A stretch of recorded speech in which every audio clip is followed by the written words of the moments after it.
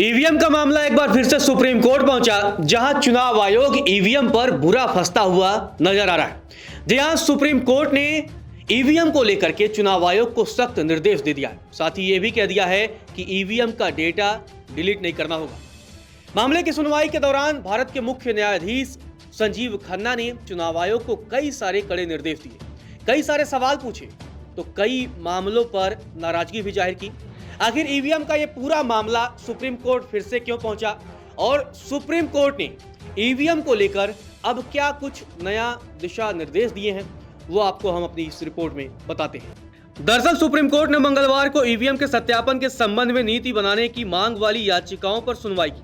याचिका में चुनाव आयोग को ईवीएम की मेमोरी, माइक्रो कंट्रोलर की जांच और सत्यापन के लिए दिशा निर्देश जारी करने की मांग की गई।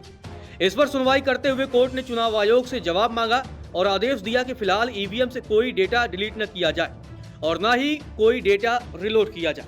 दरअसल एसोसिएशन फॉर डेमोक्रेटिक रिफॉर्म्स यानी कि एडीआर द्वारा कोर्ट में ईवीएम के सत्यापन को लेकर याचिका दायर की गई थी। इस पर मुख्य न्यायाधीश संजीव खन्ना और जस्टिस दीपांकर दत्ता की पीठ ने सुनवाई की।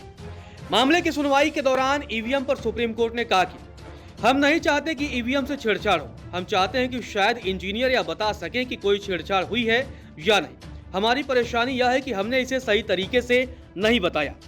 इस पर चुनाव आयोग ने कहा कि जिस तरह से आप चाहते हैं हम उसे पूरा करेंगे। कोर्ट ने आदेश दिया कि वे चुनाव आयोग इसे लागू करने की कोशिश करे और कहा कि आप में से कौन सही है हमें नहीं पता, हम सिर्फ पता लगाने की कोशिश कर रहे हैं। कोर्ट ने चुनाव आयोग से इस मुद्दे पर 15 दिनों के भीतर जवाब दाखिल करने को कहा है। मामले की सुनवाई के दौरान सुप्रीम कोर्ट ने आगे टिप्पणी करते हुए कहा कि हम करण सिंह दलाल और MA 40/2025 की याचिका पर विचार करने के लिए इच्छुक नहीं है। हम विस्तृत प्रक्रिया भी नहीं चाहती। हम चाहते हैं कि आप आएं और प्रमाणित करें कि देखिए यह किया जा रहा है, डेटा को मिटाएं या फिर से लोड ना करें। आप बस यही करेंगे कि कोई आकर प्रमाणित करेगा। अगर कोई हारने वाला उम्मीदवार स्पष्टीकरण चाहता है तो इस पर इंजीनियर ही स्पष्टीकरण दे सकता है कि ईवीएम से छेड़छाड़ हुई है या नहीं। हम चाहते हैं कि अगर किसी को कोई संदेह है तो वो दूर हो। यह विरोधात्मक नहीं है। कई बार धारणाएं अलग अलग होती हैं, जो हम बताना चाहते हैं वो हम नहीं बता पाते। हम नहीं चाहते कि ईवीएम से छेड़छाड़ हो।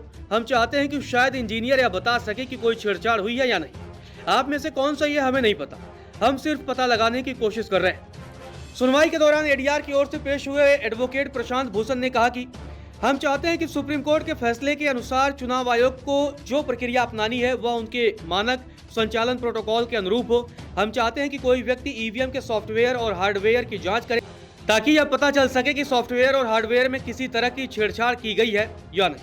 इस पर चीफ जस्टिस संजीव खन्ना ने पूछा कि वोटों की गिनती होने के बाद क्या पेपर ट्रेल मौजूद रहेंगे या हटा दिए जाएंगे। इस पर प्रशांत भूषण ने जवाब दिया कि उन्हें ईवीएम भी बचाकर रखना चाहिए, पेपर ट्रेल वहां मौजूद होना चाहिए। दोनों पक्षों की दलीलें सुनने के बाद कोर्ट ने अपने पहले के आदेश को स्पष्ट करते हुए कहा कि हम नहीं चाहते थे कि मतगणना तक कोई गड़बड़ी हो, यानी कि पहले के आदेश के माध्यम से। साथ ही हम यह भी देखना चाहते थे कि क्या किसी को कोई संदेह है। हम नहीं चाहते थे कि ईवीएम के साथ छेड़छाड़ की जाए। हम चाहते थे कि शायद इंजीनियर या बता सके कि क्या कोई छेड़छाड़ हुई। अब सुप्रीम कोर्ट ने चुनाव आयोग से कह दिया है कि ईवीएम का डेटा आप डिलीट मत करिए। गौरतलब है कि देश में लंबे समय से ईवीएम पर बहस छिड़ी हुई है। विरोधी पार्टियों का दावा है कि ईवीएम में छेड़खानी की जाती है।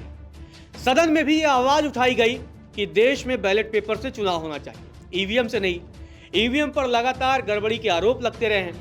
हालांकि पहले कई बार ऐसी सुनवाई जो है वो सुप्रीम कोर्ट पहुंची।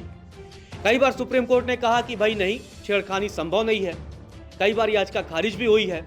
लेकिन अब चुनाव आयोग को सुप्रीम कोर्ट ने क्लियर निर्देश दे दिया है कि भैया आप डेटा जो है वो डिलीट मत करें और ना ही उसमें कुछ रीअपलोड करें। अब देखना दिलचस्प होगा कि जब आगे की सुनवाई होती है तो ईवीएम पर सुप्रीम कोर्ट का क्या फैसला आता है, क्योंकि आपको लंबे समय से पता है कि जिस तरीके से विरोधी दल लगातार ईवीएम के खिलाफ हमलावर हैं। कई बार मामला सुप्रीम कोर्ट पहुंच चुका है, कई राज्यों के हाई कोर्ट भी मामला पहुंचा है। लेकिन अब अहम यह है कि आने वाले समय में सुप्रीम कोर्ट क्या फैसला ईवीएम पर सुनाता है, ये देखना दिलचस्प होगा। नमस्कार, मैं हूं मानक गुप्ता। अगर आपको हमारा ये वीडियो पसंद आया हो तो इसे लाइक और शेयर जरूर करें और हाँ, हमें सब्सक्राइब और फॉलो करना ना भूलें ताकि आप देश और दुनिया की कोई खबर मिस ना करें। तो जुड़े रहिए हमारे साथ और देखते रहिए News 24।